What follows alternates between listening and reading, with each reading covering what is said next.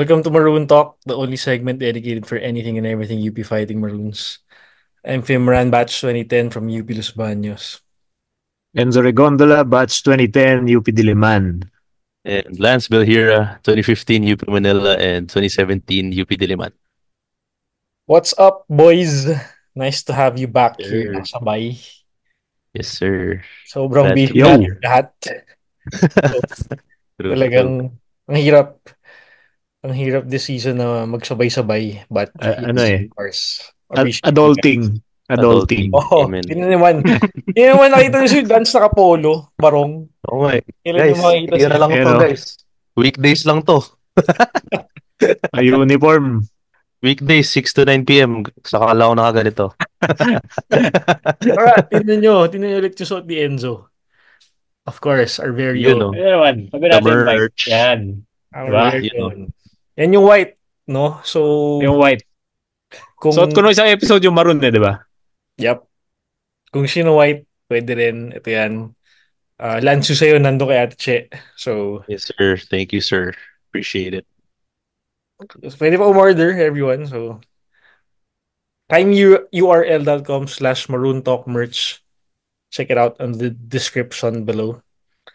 Okay, so here we go again. This is heading into round two.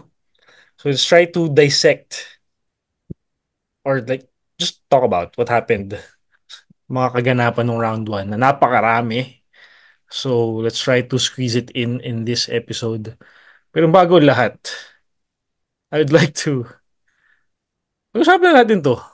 I would like to say something regarding the Topex Reyland issue. Parang love team lang eh, no? So hindi ko alam Oo nga eh. sila Enzo LQ kung lang, LQ. Kailangan may quarrel. hindi namin napag-usapan to, no? So this is totally my perspective.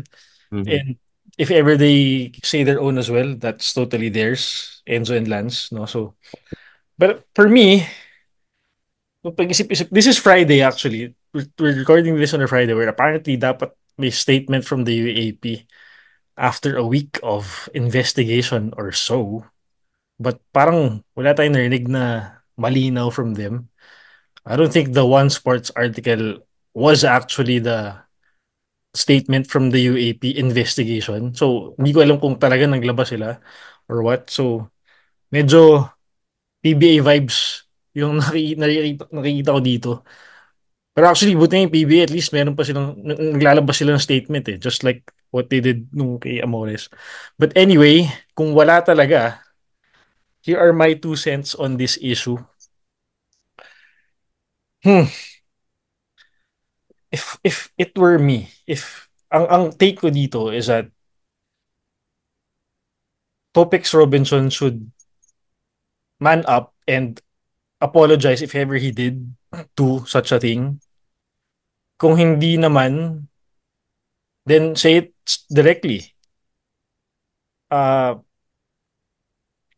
kasi bottom line, yung pagpatol ng coach sa player is yun yung mali doon. Okay, yeah, we did lose the game and that's not the issue here.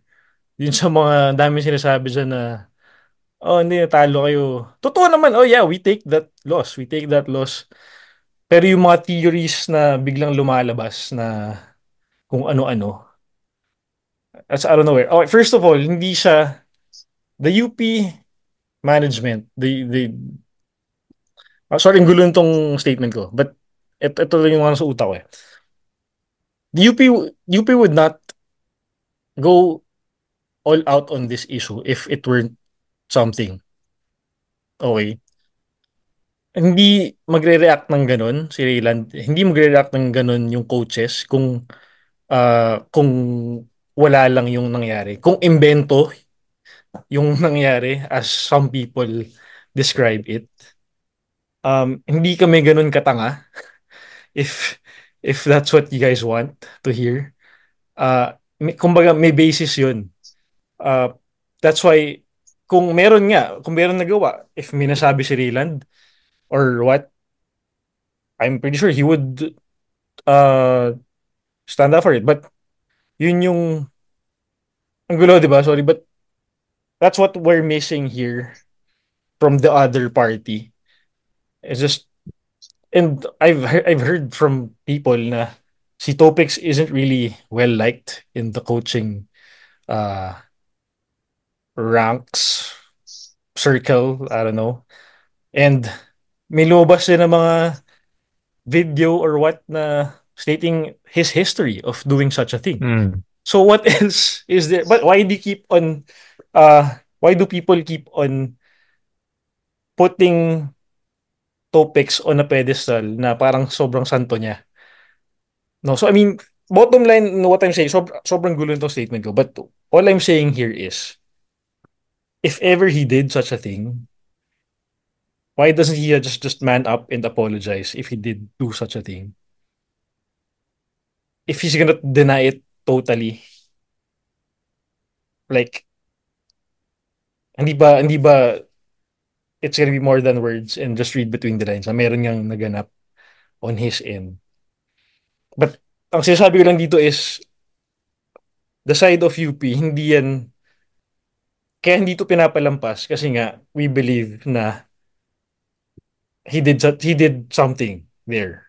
And hindi to pag-aaksaya ng oras ng pera ng management kung hindi sila naniniwala na walang nangyari. Sorry ang gulo, but that's what I wanted. Hopefully na-gets nyo yung sinasabi ko. Kung hindi nyo mag-gets, naiintindihan ko rin. Kasi ang hirap nga mag-structure ng statement. But, yun. Yeah.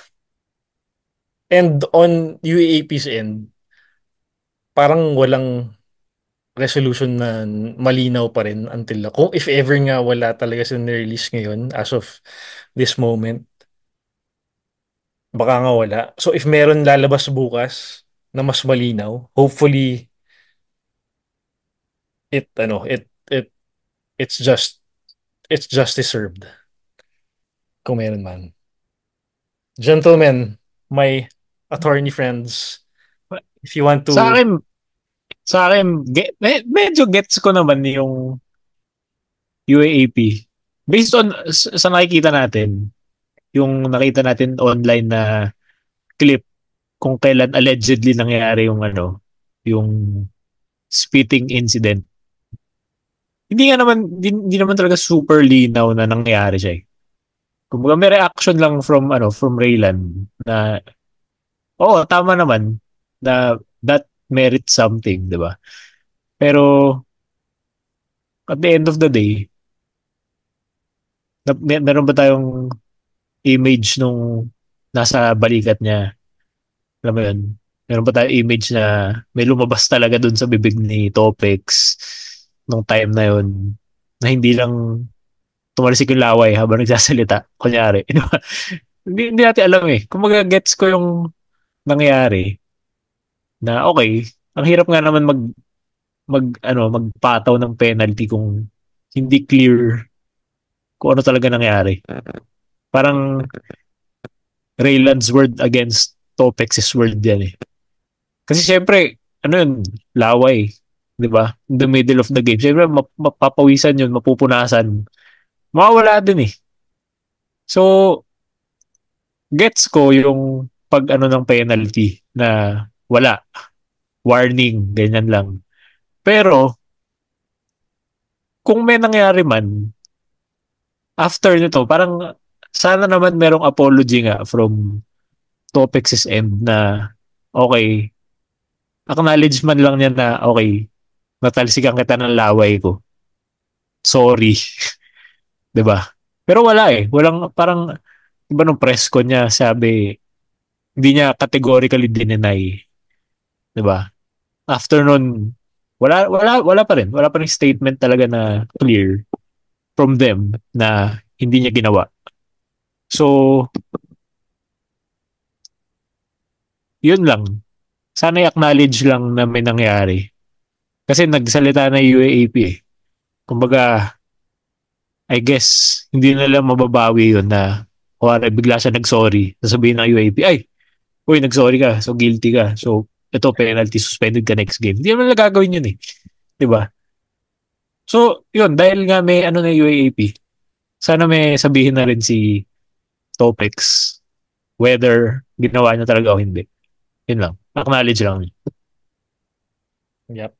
Lance. Hmm, I guess yung going to the point ni Fim na parang a lack of resolution on the end of the UAP. Parang medyo na-gets ko rin kasi medyo mahirap din na sitwasyon to na yun nga, pretty much he said, she said nga na sa ngayon wala pa rin tayong like ano ba yung tamang term? Parang wala tayong clear evidence on what really happened na like for example, pasintabi sa mga kumakain pero syempre distinct yung viscosity ng laway tsaka ng pawis, di ba? Magkaiba. Mahalata mo rin kung ano yung pawis dun. Kung pawis ba talaga yung laway. Pero may picture ba tayo nun? Wala. Kaya dun lang din talaga tayo sa like that one video na nag-viral. Like so far, yun lang naman yung meron tayo. Pero yun, like at the end of the day, sana nga, if may nangyayari nga, sana umamin, sana mag-sorry because basketball is a beautiful sport. The UAP is a beautiful um organization na no room for uh, unprofessionalism like that. Na much as a lot of the old school heads would say na part of the game yun dahil emotions are running high. Na yes, UP Lasal yan eh.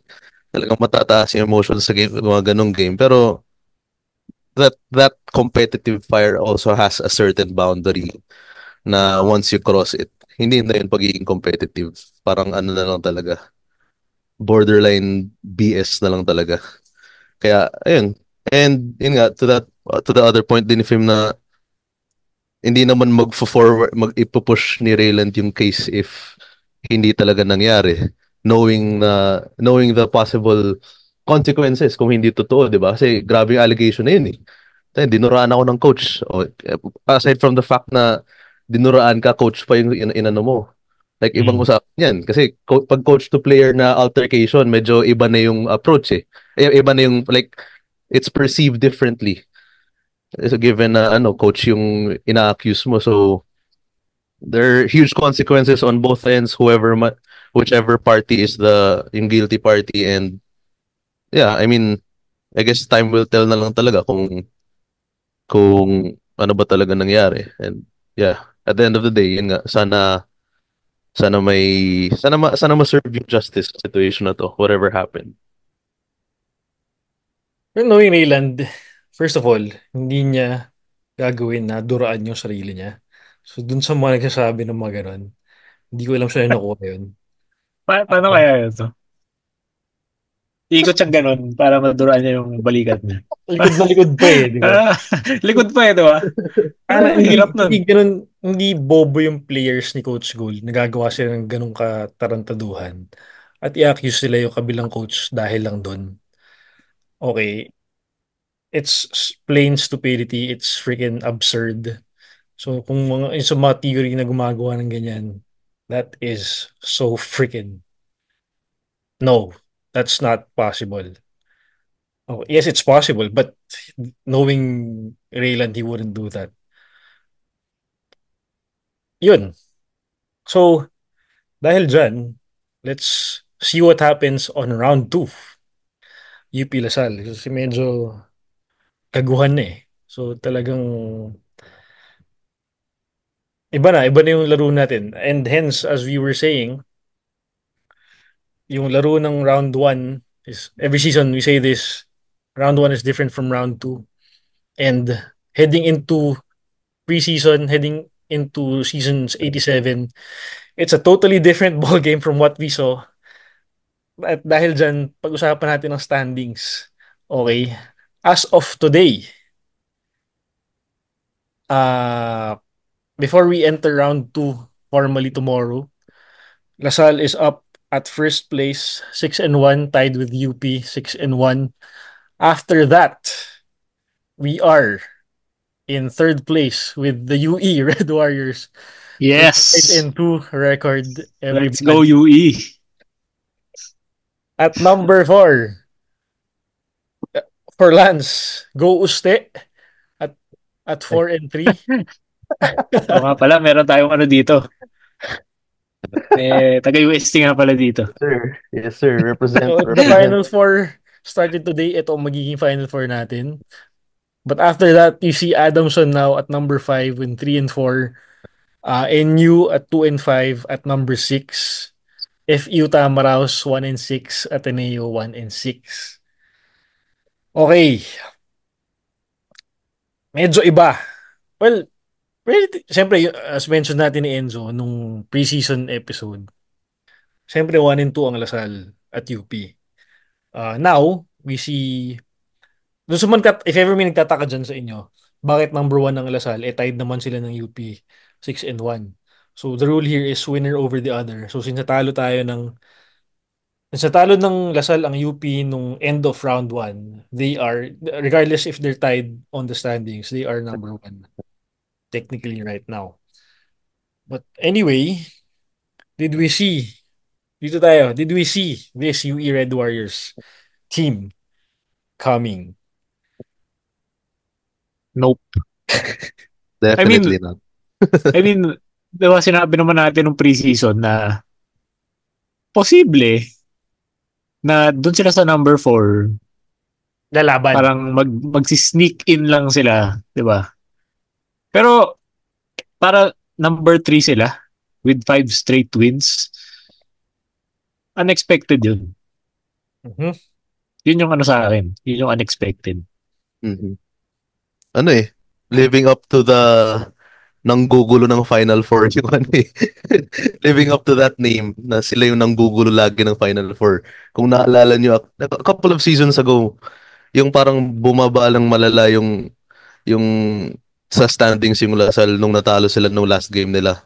Na non-bearing game lang yun para sa UE pero natalo nila yung Lasal din nung season na yun. Tapos parang hindi ko maalala if hindi sila nakapasok or nag-fourth seed. Basta ang lala nung repercussions nung loss na yun. Tapos parang I mean, wala. I mean, UE has been slowly improving since that season and can't can't complain. Kita mo ngayon yung they're pretty arguably if not the hottest. They're the hottest team in the UAP right now. Even compared sa atin, to be honest. Especially starting the season na 2 straight losses. One bad Yep. loss in fact. Tapos biglang ganun, 5 straight. Talagang all the momentum is with them. I would agree. Now we see, yun nga, we were counting them pretty much out nung preseason. Kasi nga, ang medyo matunog, at least for the 3 and 4 spots, from what I've been hearing and what we discussed, is UST and NU. Tas may Ateneo pa nga. But now, with what we're seeing here, it's pretty much different. But then again, I will be now on the devil's advocate side. This is just the first round. What if, isipin natin, UE ended the first round at 5 and 2. What if maging 2 and 5 naman sila nitong round 2? Posible, Pwede. di ba? Posible rin yun. Pwede. Tapos let's say maging yung FU naman, yung mag 5 and 2 kunyari. So ang mangyayari doon, kung tama tong mga assumption ko, magiging 7-7 ng UE. Ang FU naman magiging 6-8. 6-8. Okay, so a lot could happen such as that UE could start losing. Kumbaga nag-streak sila ng round 1. Pwede rin silang mag-streak ng round 2 pero baliktad eh.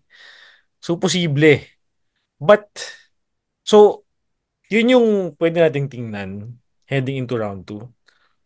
Yung NU, pwede rin silang mag-streak naman nitong round 2. At they are now at the 6th spot at 2 and 5. And if ever they do make a run for it this round 2, pasko pa rin sila sa Final Four. Konti lang eh. Two games out of the fourth seed lang naman sila. Ang Adamson and you, no? Oo. Adamson Oo, di ba? Yes. Kaya pa eh. Ang medyo hirap talaga dito would be FEU. Correct? FEU na medyo ano dito. I would say NU still has a chance. FEU Tineo, prepare na kayo for next season.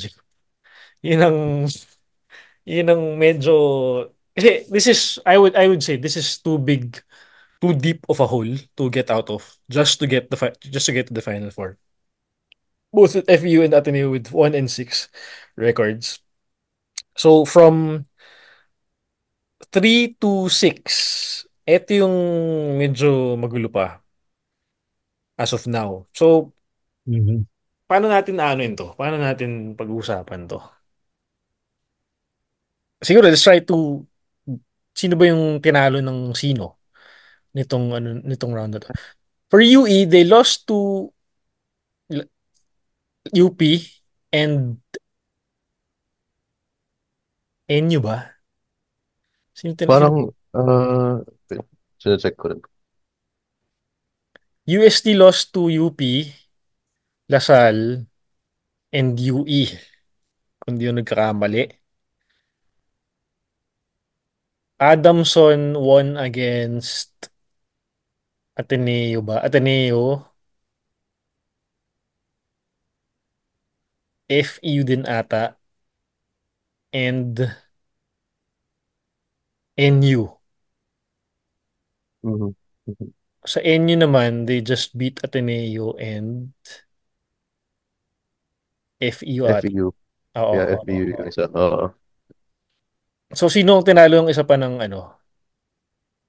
For UST beat Ateneo, FEU, NU, ano yung isa? Probably UE. UE. UE, no? Oo, tama. UE, yeah. Sila yung first loss ng UE. I think this is Convincing. first game of. Oo. Yeah, first game. Okay. So, yun. So again, titingnan natin. 3-6. Sila yung nagtatalunan at nagpapanaluhan versus each other. Mhm. So, what would be crucial here is that they get these, if you are UE, if you are UST, and if you are Adamson and NU, you'd want to get wins over these other three teams among these four schools. Gets ba?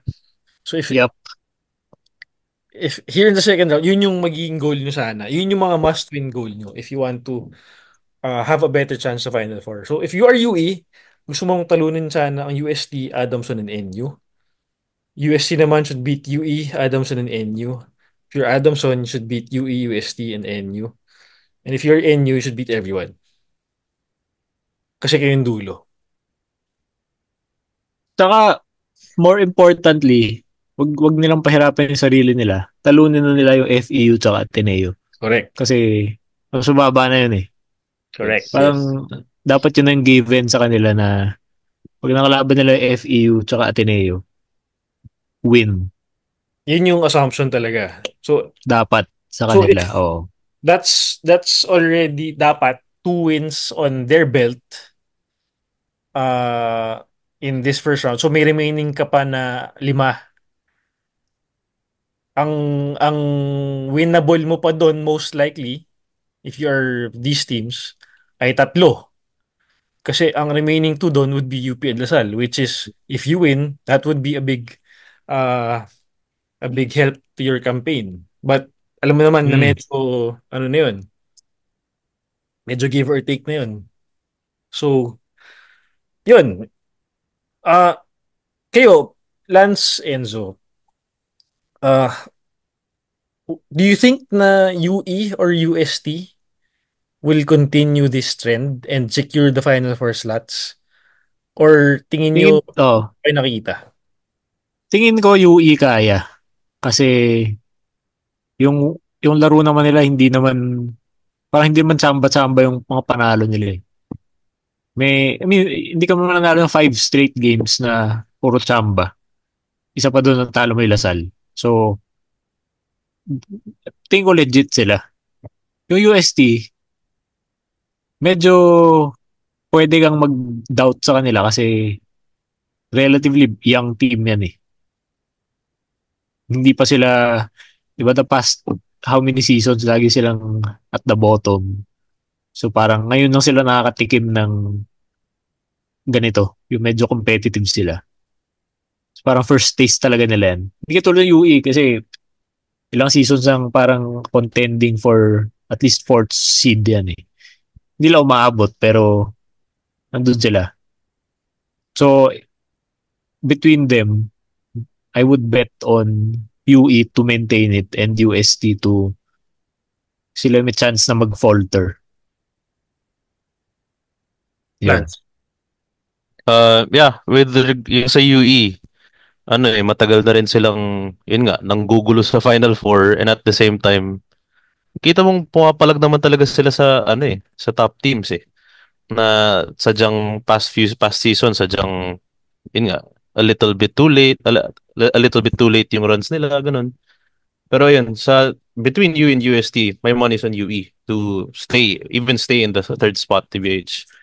Sa UST naman, yun nga, there's still a young team na, don't get me wrong, na honestly, nung start ng season, hindi pa rin ako fan ng UST, kahit taga-UST na ako. Pero during the season, slowly na de-develop ko yung appreciation ko for, yun nga, with how they've developed over the recent off-season na biglang nag-boom eh. Diba? I forgot what place sila last season, pero this season talagang exceeded expectations ngayon pa lang. End of the first round pa lang.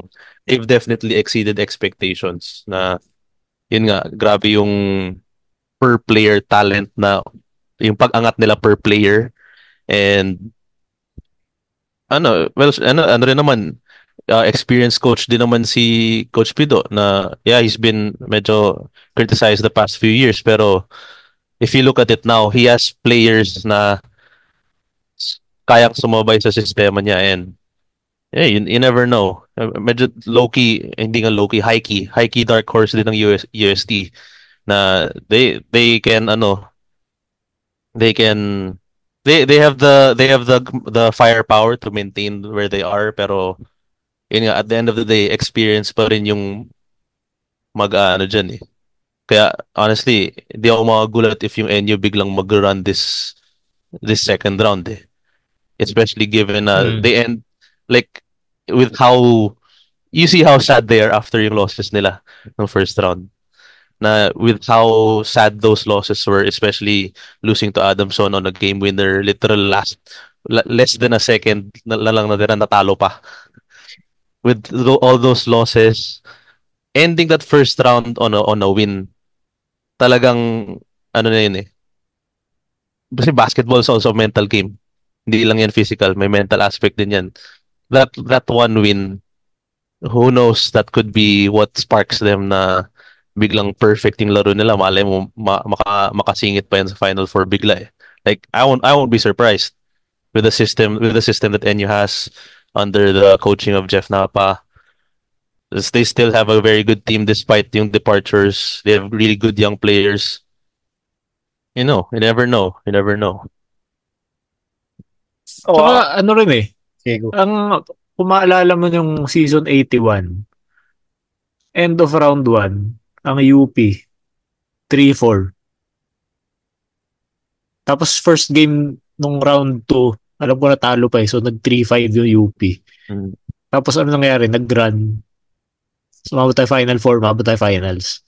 Mm-hmm. So I'm saying, NU and Adamson, nandun sila sa position na yun eh. Ang Adamson 3-4, they can easily go on a run like UP did in season 81 na baka mag-Final Four sila. You never know.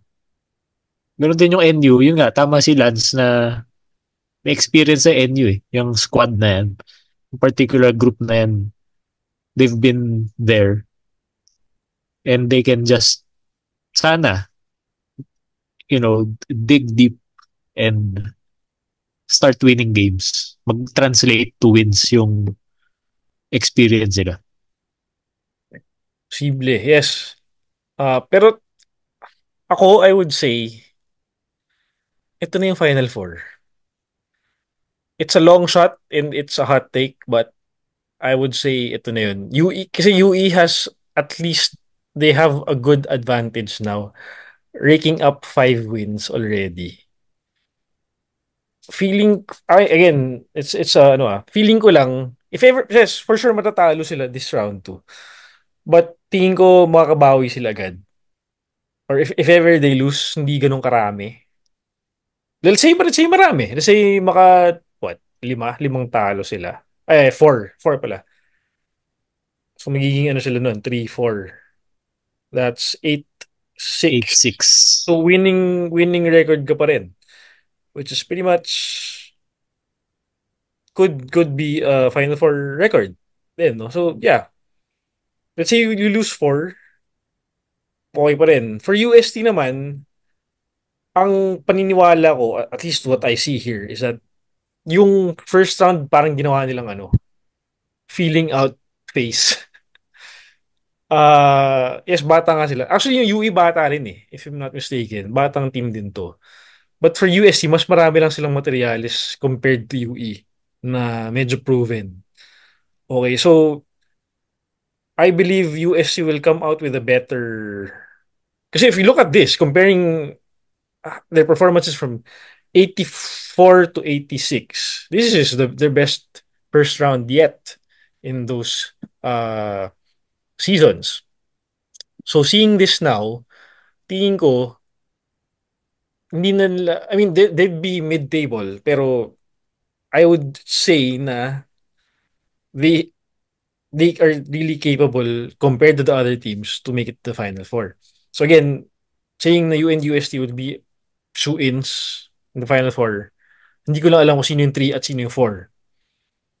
Going into my next topic would be, I believe, Adamson still, despite their big wins nung round 1, feeling ko talagang kulang pa rin sila for Mm. to reach the Final Four at least for 87. Okay, we've seen some brilliant flashes of brilliance from Coach Nash. Si Coach pa nga di ba? From Montebon, from yun. Yun lang. For Adamson. But, di ba? Sobrang inconsistent So, tingin ko, yan, si Manzano, tingin ko, kulang. Yun talaga yung word to describe this team for me. Kulang itong Adamson to make it to the Final Four. If ever they, I mean, if it's, I know it's possible for them to still reach the Final Four, but it's gonna take them so much effort for them to reach it. Oh, you can say na 3-4 lang yung record nila. Oh, pwede ba naman makabawi, di ba? Yeah. Yeah. Posible. If ever they do make a run, I won't be surprised as well. But ang prediction ko would be kukulangin sila ng results in order to make the Final Four. Kukulangin sila ng firepower, ng execution down the stretch to get wins at that. Yun. Talking about NU Pero naman, alam mo, kung isipin mo, ito lang, oh, ano lang. Di ba yung last game ng UE tsaka Adamson, nanalo yung UE by buzzer beater yung buzzer beater. Oh, ni Lingo-Lingo. yep. Kung hindi niya na-shoot yun, dapat tie ang UE tsaka Adamson, tsaka UST at Yes. 4-3. So parang, Three-way tie. gano'n, three-way tie dapat yan.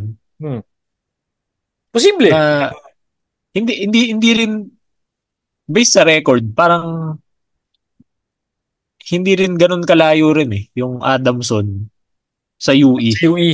Oh, tama naman. So parang gets naman na parang tingin ko rin parang may kulang sa Adamson, may something missing. Pero kung look at it that way, hindi rin siya ganun kalayo. Posible pa. Oh, posible pa talaga. Posible pa talaga. Yun lang.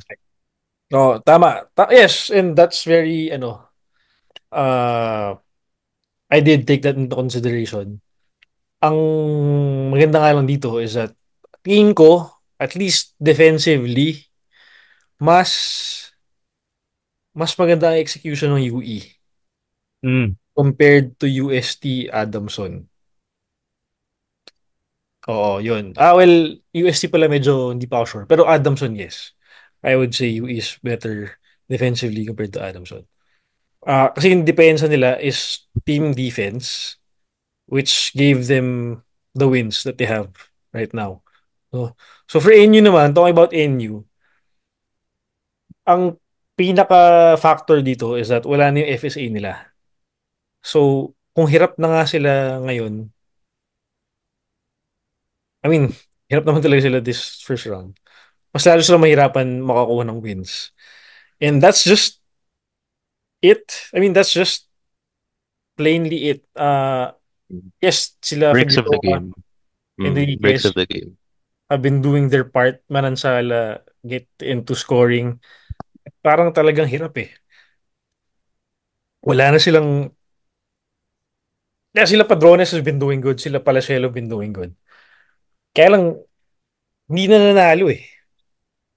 So they need to get the wins. Just as how Adamson has to do. And kung hindi ma ano yun, kung hindi sila makakuha nun, wala talaga. They'd be, I mean, again, it's easier said than done. I know that. But based from observations, ito yung mga trend na nakikita natin from these teams eh. And we're just trying to translate that into what we think will happen given the observations we had in the first round. Okay, so again, UE, UST, Adamson, NU, ito yung tricky part heading into the third and fourth spots. Okay, so before we get to Lance, go ahead, Lance, your take. Ayun, agree ako dun sa point na especially talking about UST and Adamson na well, UE kasi mukhang kayang-kaya na lang i-seal yung third na subject to possible mga random wins from other teams or a random loss by UE. Pero talking about UST and Adamson, yeah, it's really gonna boil down din sa kung paano nila kina-close out yung games nila. Kasi if you look at the scores na the scores of their games, parang super rin eh. Close games lang din eh na natatalo lang sa mga yun nga, against UP or Lasal. Saka parang sa UST ang big loss lang naman nila versus Lasal eh. And pero yung game na yun, parang third quarter, may mga early fourth in the game pa rin sila na just a few stops away. Nung mid fourth quarter lang din nag-pull away yung Lasal. And talking about yung game din ng UST versus UP, muntik pa nga tayong mahabol dun eh. Naalala ko pa nung game na yun, sabi ko kay Bea na magkasama kami na ni Bea tsaka ni Claire. Sabi ni sabi ko kay Bea na kasi close game yun eh, hanggang third quarter humahabol pa tayo, 'di ba? Sabi ko, kailangan lamangan na natin 'to kasi kung may kalaban kang fourth skip Padrigaw sa kabilang team, ayaw mo yan kalaban ng ticket yung laro sa dulo kasi kita mo like I think there was a game na game winner si fourth ski. Kita mo naman he's capable of taking over sa crucial moments of the game.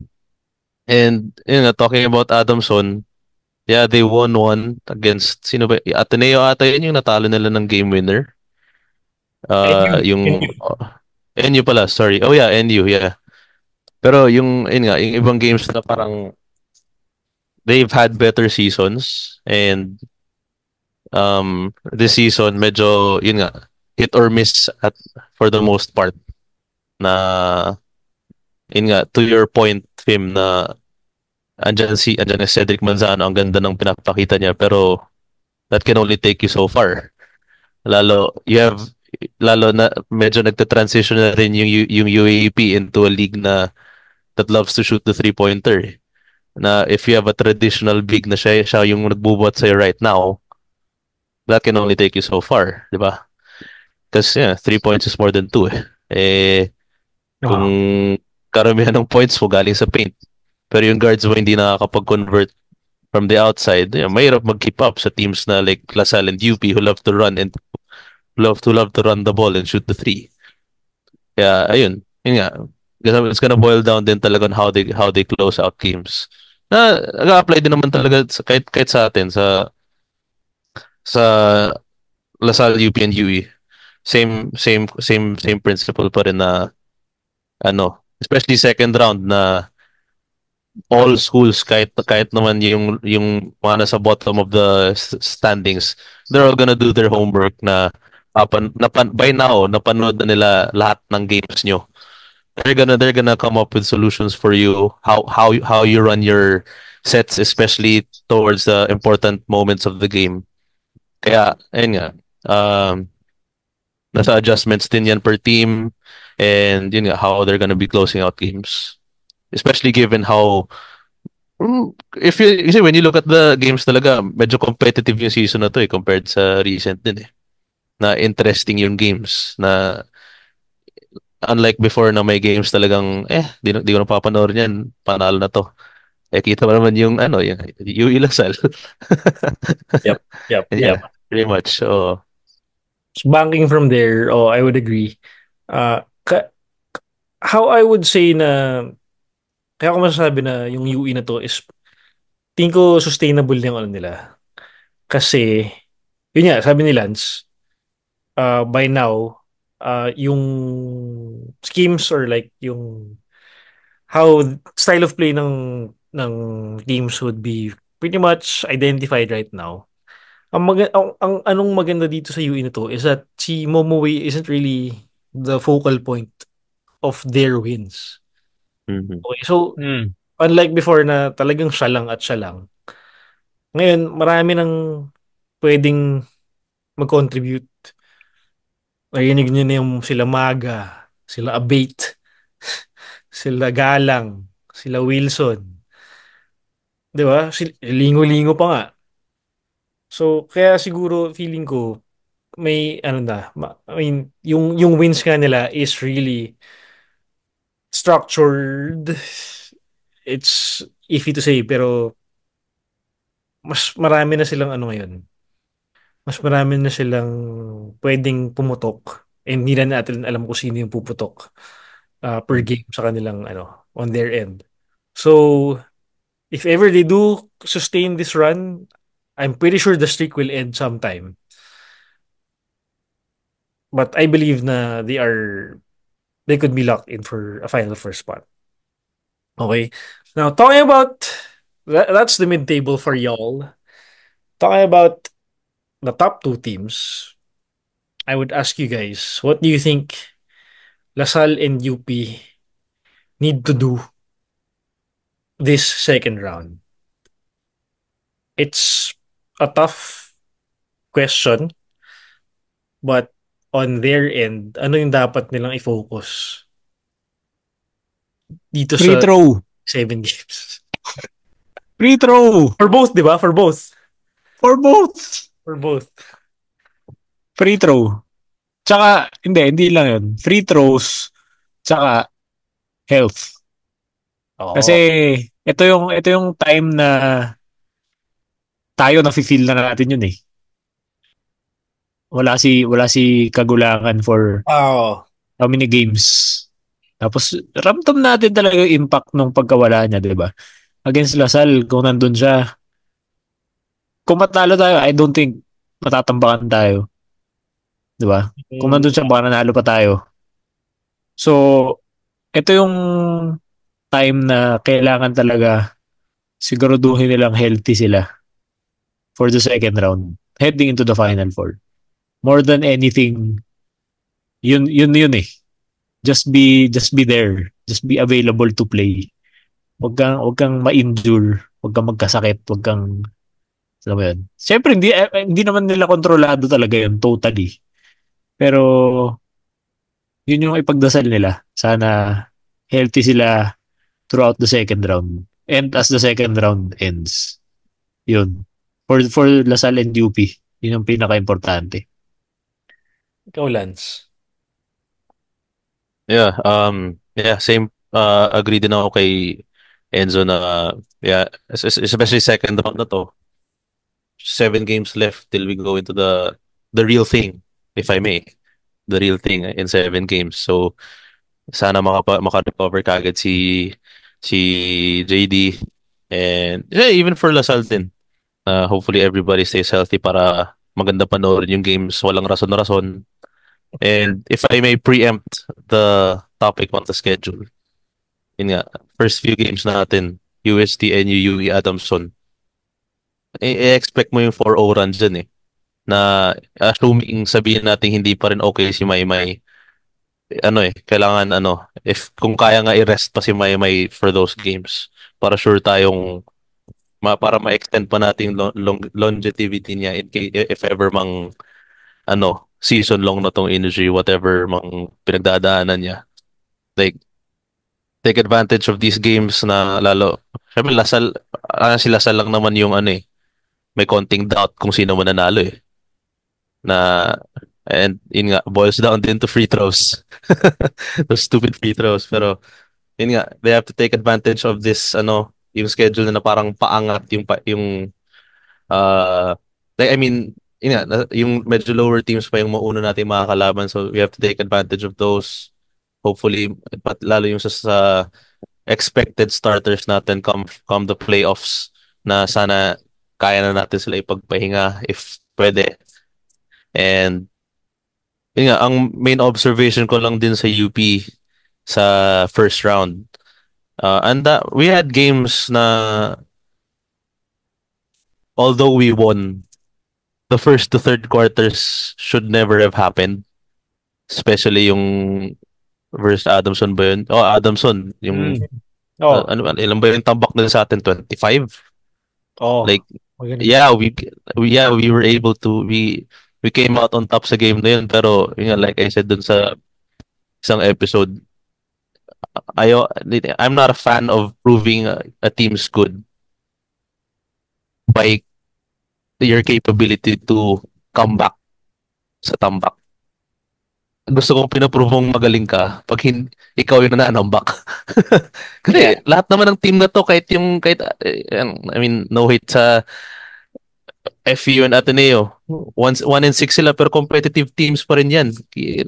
Especially sa FU, kita mong sobrang bright ng future nila. Ang lalakas ng mga young players nila na don't expect better seasons definitely sa next seasons pero yun nga FU nga din isa rin yung nag-game, yun yung first game na napanood kong live this season. Ano, we played so super good nung first to third quarter. Tapos nung medyo tinambakan na natin, ayun, medyo, kita mo naman, medyo nag-lax din yung UP na, if I'm not mistaken, we only won by 11. But Yes. that was a 20 plus point game. Yes. Na humabol lang din sila sa dulo. Same din sa UST. UST also na, yeah, we were, I honestly, had my doubts din kasi first to third quarter humahabol tayo. Pero I'd expect na they're a young team, mas experienced yung team natin. Tinatambakan nyo na dapat yan sa una pa lang eh. Pero yun nga, it was a close game first to third quarter nung natambakan na natin, nung medyo padulob and biglang humabol ulit yung UST na sadyang too little too late din eh.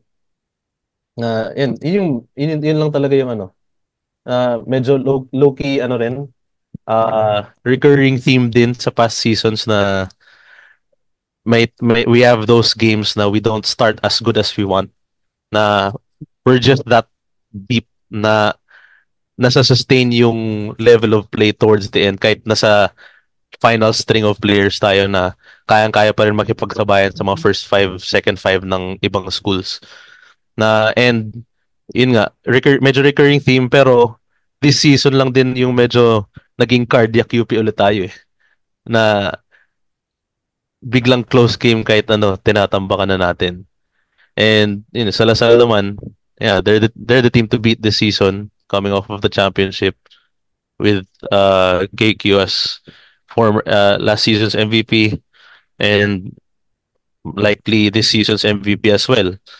Saya yun. Honestly, no comment lang din sa Lasal kasi they're the team to beat and they have to watch their backs din the same way na dun tayo nadali last season eh. Tayo yung galing championship. You saw what happened last season na hindi na natin kailangan balikan.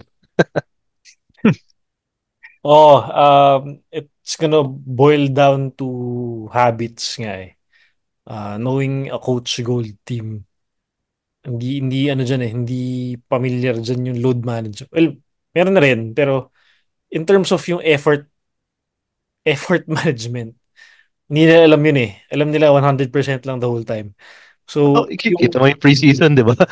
Pang Final Four yung takbuhan nila eh. exactly, 'di ba? So, yung ganyang mga performance na natatambakan tayo at a certain point of a game, hindi yan ano eh, hindi yan welcome kumbaga sa team nila.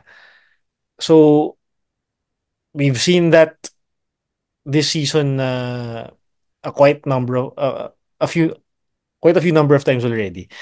And in a way, I could say it could be alarming na knowing the caliber of this team. Dapat we never saw that nung preseason. Yes, it's admirable na we still get the wins despite being down by 20 or more. But again, as Lance mentioned, yun nga eh, if you want to be a great team, just ang pinaka naisip ko dito would be the Blue Eagles nung 81 onwards. Kasi alam niyo na yun, nagdo-dominate yung Ateneo that time. Wala Mm. silang ganong game, if I remember Mm. correctly. Wala silang game na medyo mababa yung energy in the middle of the game once they have a lead. And saka lang babanat sa dulo kapag panic time na. So again, that's a Mm. bad sign if you want to be a championship team, if you want to be a great team at that. So dapat talagang iwasan na natin yun this second round. And by this time, I would say na I guess it's safe to say na Kevin Kembao and JD Kagulangan are the hearts and souls of Lasal and UP respectively. We haven't seen, unfortunately for us, we haven't seen a game na wala si KQ, and now we've seen how the team is without a JD Kagulangan. I believe we did not see them without JD nung preseason at all. Mm. If any, it would be some against some weak team, if I may. So it would be manageable still. But now, uh, in the turn as the tournament is ongoing, we can't really afford to miss out on JD not being on the team if we want to go all the way this season. It's too risky, if I may, just basing this on our recent results. Medyo magulo yung backcourt kapag wala si JD. Mm. And, Tama. and yung pag-step up ng iba, kailangan na. Since kung hahaba pa nga yung pagkawala ni Maymay, ganito yung ma-expect natin from our offense. Oh, offense lang. Kasi depende lahat naman sila yan eh. Pero in terms of offense, the orchestration of the plays, the control of the tempo, mostly si Maymay nagdidictate nun. I'm I'm doing my best to not make JD kagulangan agad. Pero with the recent results, talagang yun yung nawawala sa atin eh. Mm. I know Jan Terence are capable of being good point guards as well. Kaya lang with the recent results we've been seeing, hindi yun yung nakita natin. So sana sumapi din sa kanila yung kapangyarihan ni JD kung wala nga siya ulit. But yes, I'm pretty sure you guys would agree with what I'm saying. And yun, if everyone needs to step up kapag wala si Maymay, kung sino man yung mawala pa, next man up, it was quite, regardless of the 6-1 standing, it was quite a shaky round one for the Maroons. So, again, especially nung talo sa Lasal, it proved na talagang marami pang pwedeng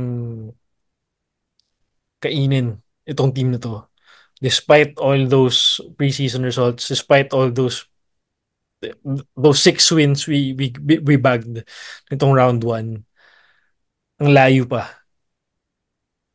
So, yun. Talking about the schedule, so can we discuss what's gonna happen for UP this round 2? Ano ba? Schedule natin. First game sa Sunday against UST. UST tapos NU next Sunday. UE October 23 Wednesday. Adamson October 27. Ateneo October 30. Lasal November 10. Then FEU November 16. Ang nakaka ewan ko kung nakakatawa o malabo lang yung venue. Yung venue ng games ngayon, meron tayong Araneta, meron tayong MOA, meron tayong Phil Oil, tapos meron tayong UST. Bakit nagka-UST bigla? Para daw makanood ako eh. Last season, Bakit ganun ganun? for nung 85. Meron din Oh, UST. last season meron. Oh, last season. Oh, meron din. Pero hindi Pero UP like ganun. isang araw lang 'yun. Lasal Ang ata. malupit pa dun, walang USD game. Hindi ba UST yun? Lasal UE yung isa. I forgot the Yun, other yun. one. Pero Lasal UE yung isa. Weird. Okay, if we look at it on a bigger scope, uh, all our Sunday games except 2. So, dalawa ay Wednesday. Isa pa doon at, Saturday yung ano? ay, Saturday yung FEU. yung huli pala sa Phil Oil. Yung huli FEU, Saturday. Isa lang Sabado lang yun, okay? So, dalawang Wednesday, apat na Sunday. Tapos, Yup.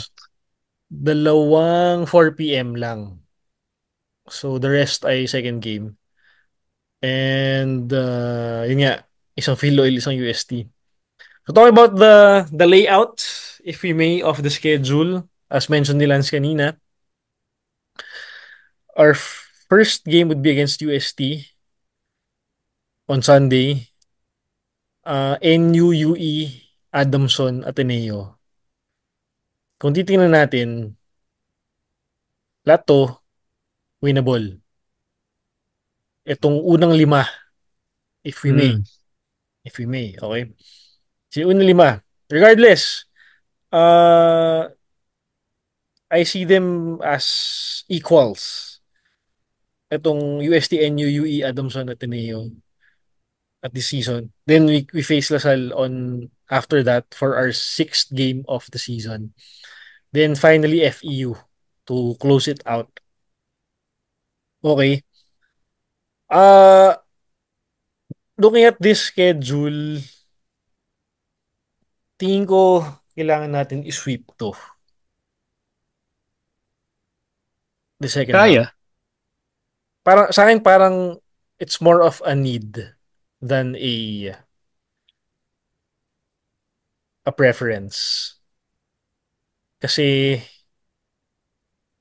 again, I may be making nonsense but tingin ko dito natin kukunin yung momentum natin per game to build up to the peak once we reach the Final Four. Gets ba? Uh, so parang if we were to make 100% out of the second round, ilang games pa to? 7. Mahirap palhatiin. Basta, kumbaga parang 10% sa first game, tas 20% na makuha sa second game. Kumbaga progress.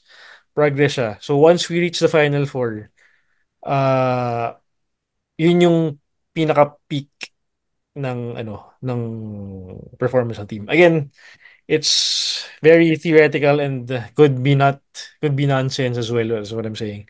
But ideally, tingin ko yun yung magandang mindset for this game.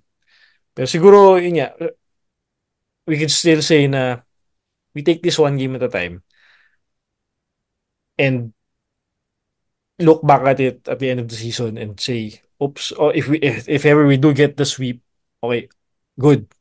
Now we're good. We have if tingin ko if we get the sweep, we get number one. So after that, we get all the momentum we have already and go to the final four. And from there, since peak na nga yun, close out the final four in one game, then focus on the finals. Then it's a totally different ball game from there. Yun yung sa akin. It's I know it's kind of weird, pero yun yung ideal situation I want to see heading into the round 2 of 87. Ang maganda dito, yung last game natin FEU, hindi Lasal. Mhm. Kasi kung titignan mo naman lahat ng teams, biggest chance na matalo ang UP sa Lasal.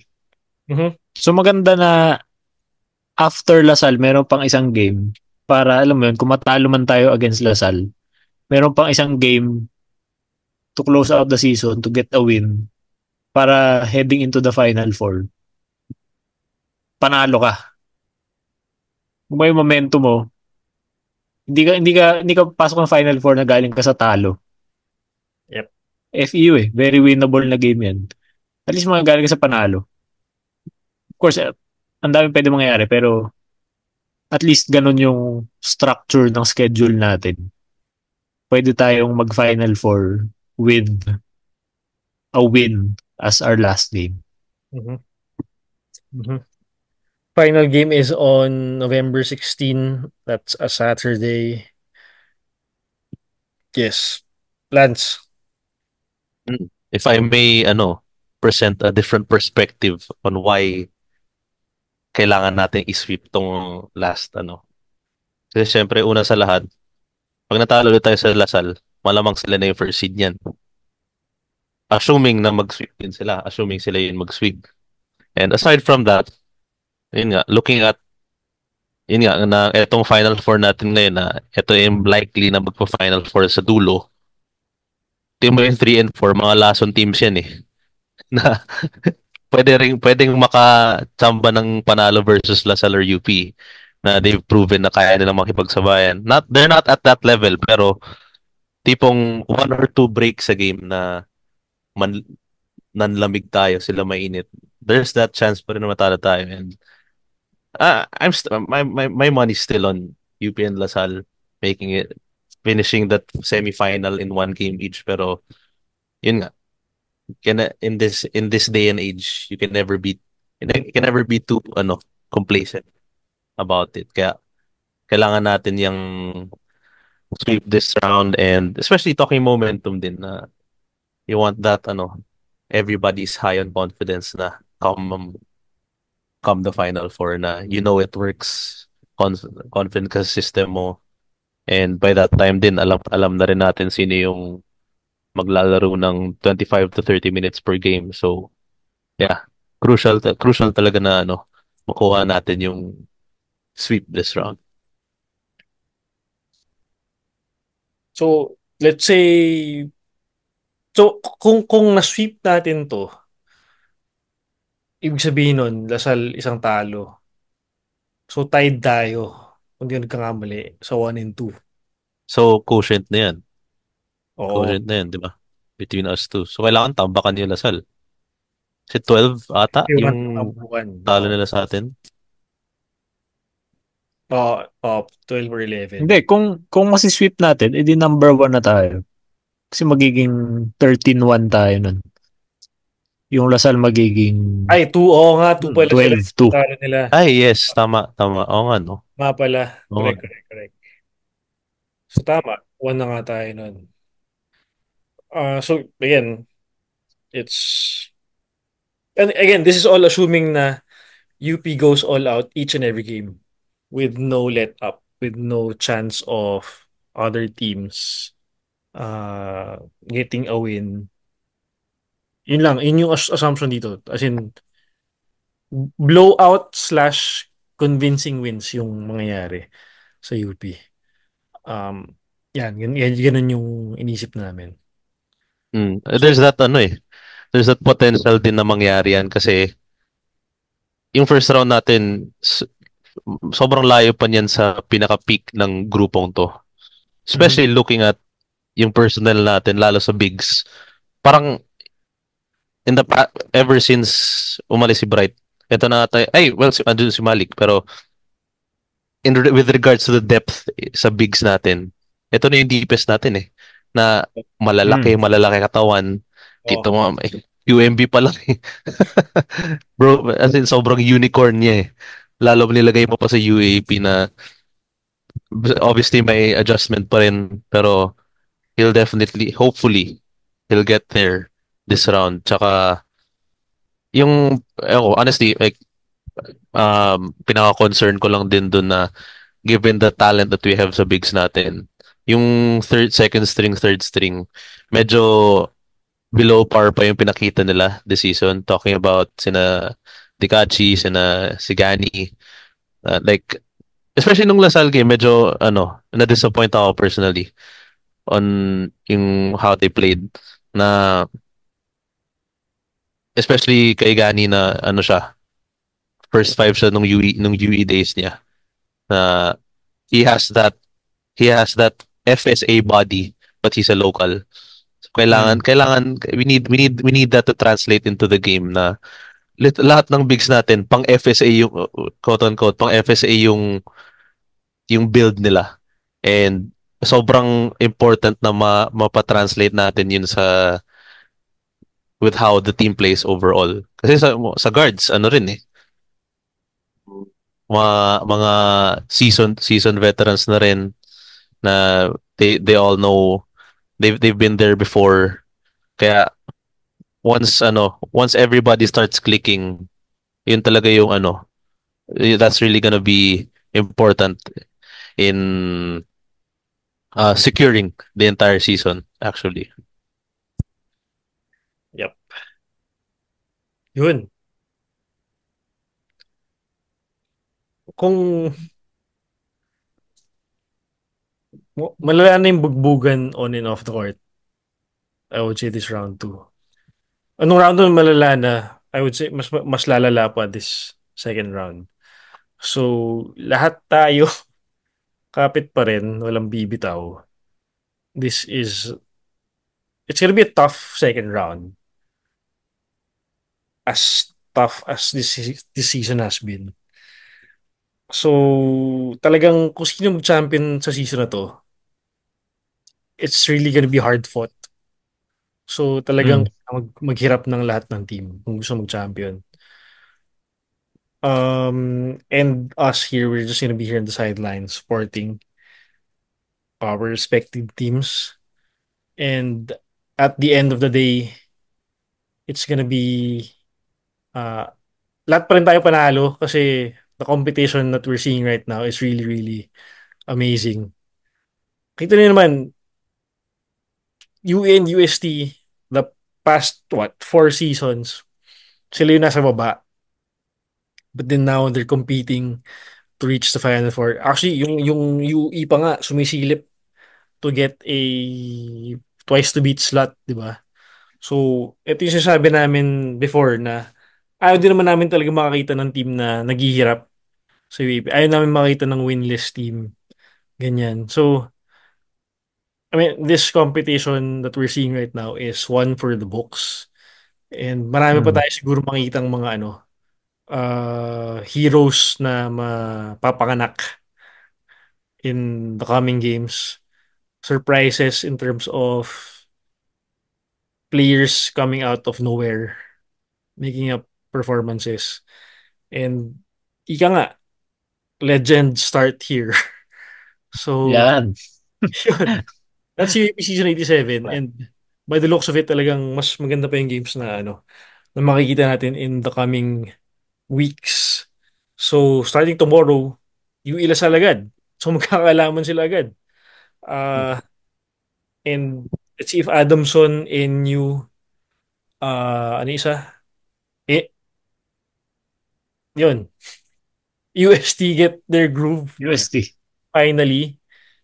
And see kung in the end, sino talaga yung magiging deserving to get a Final Four slot. Yun. Maraming salamat, Enzo. Maraming salamat, Lance. Thank you at sa wakas nakapagkita tayo ulit. Itong Yes, tatlo sir. Yes. together in one Sana in person episode. naman, Yes. baka naman. Hopefully makapanood na tayo in person live Yes, sir. sa round 2. And dun sa mga UP peeps dyan, again, the team needs you, the team needs us more than ever. Kaya walang atras, walang tatalikod sa team natin. Ang tuloy-tuloy na to hanggang mag-champion. Hopefully. So, yes, walang bibitaw as always. And as always, everyone, UP Yes, fight. sir. You see you guys on the next game. Post it. See you guys in the next episodes. Maroon Talk merch still available. Please order. And see you guys on the next one. Peace. Thank you, Lance and Zoe. UP fight. Sir, Thank go you, with thank it. you. Ingat, guys. Bye.